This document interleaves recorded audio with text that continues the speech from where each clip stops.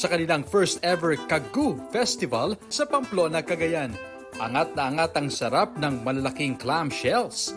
Sama-sama ang 18 barangay ng Pamplona sa pag-iihaw ng shells o Kagu para ipagmalaki ang kanilang produkto. Ang Kagu ay isang produkto sa Pamplona na hindi na po nawawala o available po whole year o anong panahon. Lalo na sa mga coastal areas na barangay. Matitikman din sa fiesta ang ilang Kagu recipes gaya ng Kagu Pizza, Kagu Shawarma at Creamy Kagu Carbonara.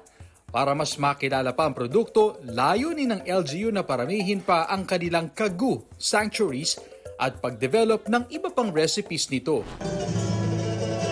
Uso pa ba ang harana? Para sa mga Batanggenyo, oo. Pero hindi yan ang usual harana na alam nating lahat. Ang harana at Putungan 2024 ay ang pag-aali ng kanta at pagpuputong ng korona sa hinirang na natatanging dalaga ng Batangas City LGU. Dito na rin formal siyang ipapakilala sa publiko.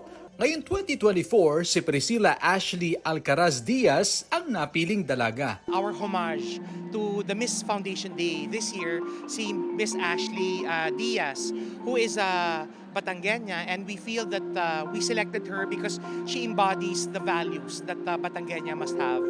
Binusog ng harana si Ashley. Naganap din ang tradisyonal na sayaw na baile. Tiniyak ng Batangas LGU na ipagpapatuloy nila ang ganitong klase ng mga tradisyon para hindi ito makalimutan ng mga susunod na henerasyon. Para sa GMA Integrated News, ako si Chris Zuniga ng GMA Regional TV, ang inyong saksi.